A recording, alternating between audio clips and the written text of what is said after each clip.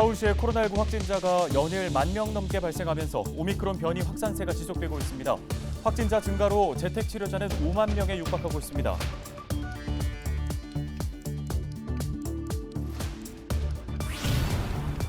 지난해 서울에서 팔린 주택 두 채 가운데 한 채는 빌라인 것으로 나타났습니다. 빌라 매매 비중이 가장 높았던 지역은 은평구로 70%에 달했는데요. 이슈앤피플에서 관련 소식 살펴보겠습니다.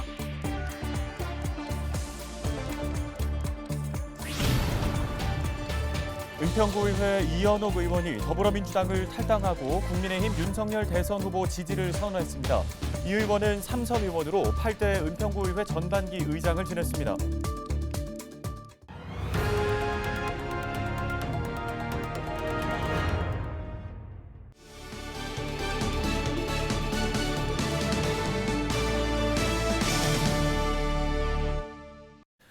시청자 여러분 안녕하십니까? 헬로티비 뉴스입니다. 네, 오미크론 변이의 확산세가 계속되고 있습니다. 먼저 코로나19 관련 소식 정리해드립니다. 14일 0시 기준 서울시의 신규 확진자는 11,599명 발생했는데요. 지역별 확진자는 양천이 491명, 은평에서 412명입니다. 지난주 서울의 확진자는 7만 2천여 명으로 일평균 1,415명 발생했습니다. 이는 2주 전보다 4,600여 명이 증가한 수치입니다. 65세 이상 확진자 비율은 지난주 7.2%로 지속해서 증가하는 양상을 보이고 있습니다. 13일 기준 서울시 중환자 치료병상의 가동률은 25.7%, 준중환자 병상 가동률은 44.7%입니다. 현재 치료 중인 재택 치료자는 4만 9천여 명인데요. 자세한 내용 박유미 방역통제관의 설명으로 들어보겠습니다. 집중관리군은 14,014명으로 28.3%, 그 외 일반 관리군이 71.7%입니다. 전체 의료 관리 역량의 약 32%가 집중관리군을 관리하고 있고, 향후 집중관리군이 확대됨에 따라 관리 의료기관은 계속적으로 확보해 나갈 계획입니다. 이런 가운데 서울시의 3차 백신 접종률은 56.5%, 또 12살에서 17살 소아청소년의 2차 백신 접종률은 59.7%로 집계됐습니다.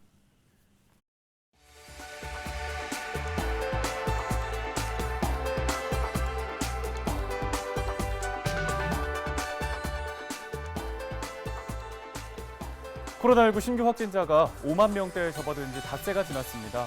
누적 확진자는 140만 명을 넘어섰습니다.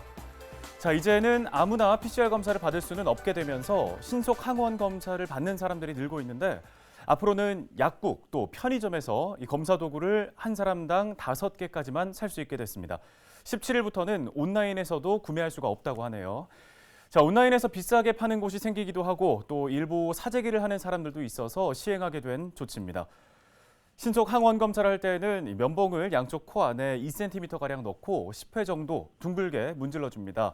그리고 검체 추출액에 넣어서 섞은 뒤에 서너 방울 정도 테스트기에 떨어뜨려서 결과를 확인하면 됩니다. 자, 검사기에 C와 T 중에서 C에만 줄이 나타나면 음성이고요. 두 군데에 다 줄이 보이면 양성입니다. 양성으로 나오게 되면 선별진료소에서 이 PCR 검사를 통해서 한 번 더 확인을 하셔야 합니다. 데일리 브리핑이었습니다.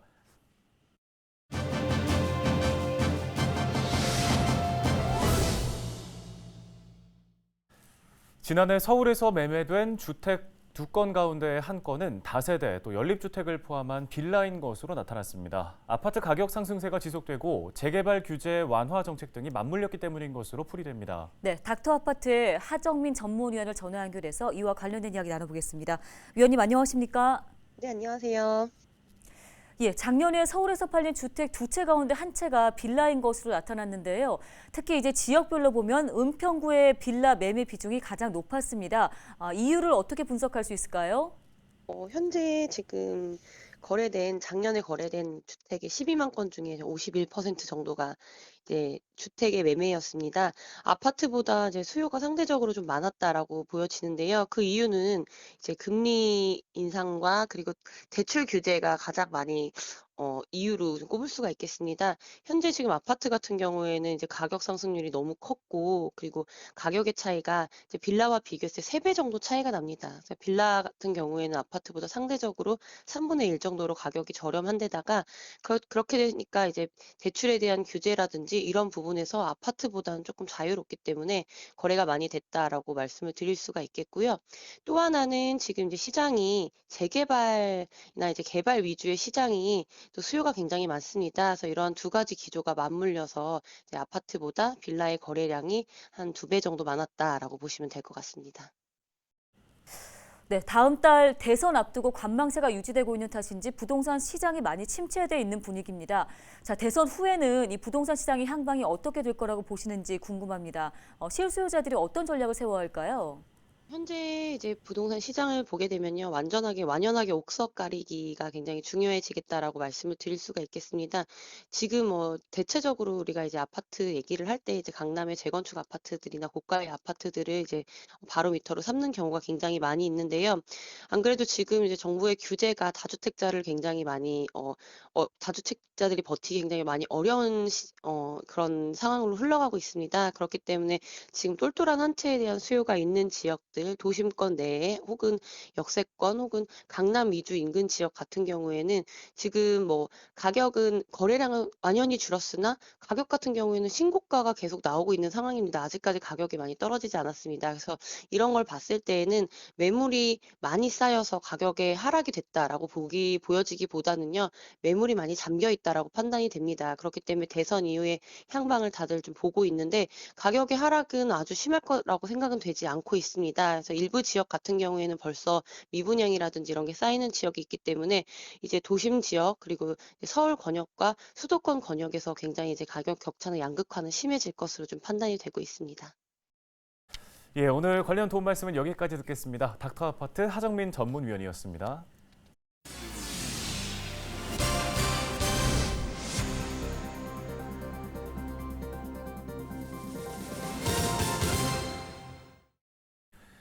여야 대선 후보들이 재건축 안전진단 기준 완화를 주요 공약으로 내놨습니다. 재건축 사업을 추진 중인 목동 아파트 주민들도 귀가 솔깃할 만한 소식인데요. 네, 그런데 문제는 안전진단에 들어가는 비용입니다.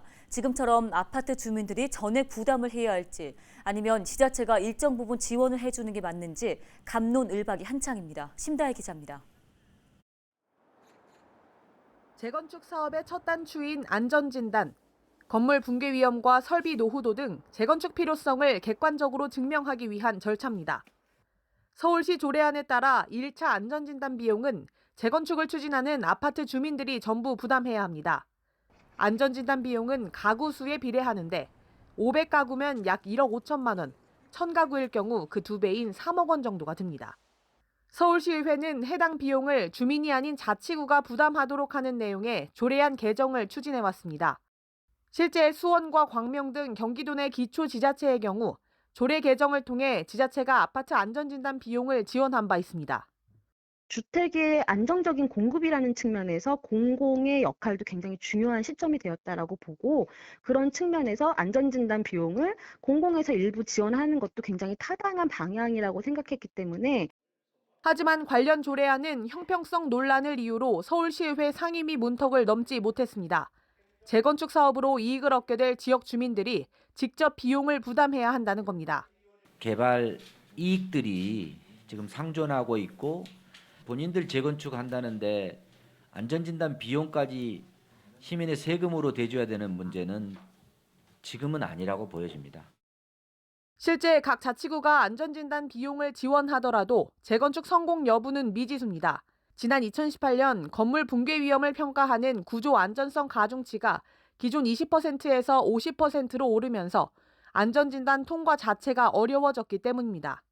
결국 재건축 지원 조례 속 안전진단 비용 지원을 명문화할 경우 자치구의 재정 부담만 키울 것이라는 지적입니다. 자치구별로 사실은 상황이 좀 틀리거든요. 재정이 열악한 데는 지원하지 못한 경우 있고 또 무분별하게 이걸 갖다가 신청을 할 수도 있고. 하지만 지역 주민들의 의견은 엇갈립니다. 양천구의 경우 목동 아파트 14개 단지 모두 재건축 사업을 추진 중인데 안전진단을 통과한 곳은 6단지 한 곳에 불과합니다. 이미 자체 비용을 들여 정밀 안전진단에 나섰다 탈락한 9단지와 11단지의 경우 향후 재건축 불씨를 살리기 위해선 양천구나 서울시의 재정 지원이 꼭 필요하다는 입장입니다. 양천구의회도 최근 비슷한 내용의 재건축 사업 지원 조례 제정을 추진했지만 상임위에서 보류된 바 있습니다. 심사에 떨어지잖아요. 그럼 재심이 없어요. 돈은 또 내요. 그러니까 이 돈이 다 매몰되는 거예요. 공급을 좀 확대할 수 있는, 쉽게 할 수 있는 그런 것도 되고. 최근 여야 대선 주자들은 앞다퉈 재건축 활성화 공약을 내놓고 있습니다.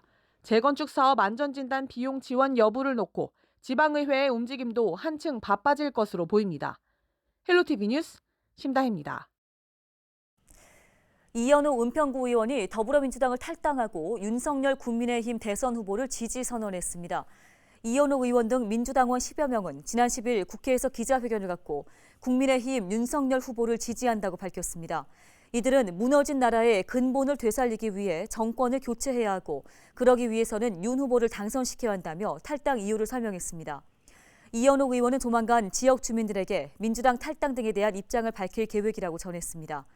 이현우 의원은 6대를 시작으로 은평구 의원에 당선된 3선 의원으로 8대 은평구의회 전반기 의장을 지낸 바 있습니다.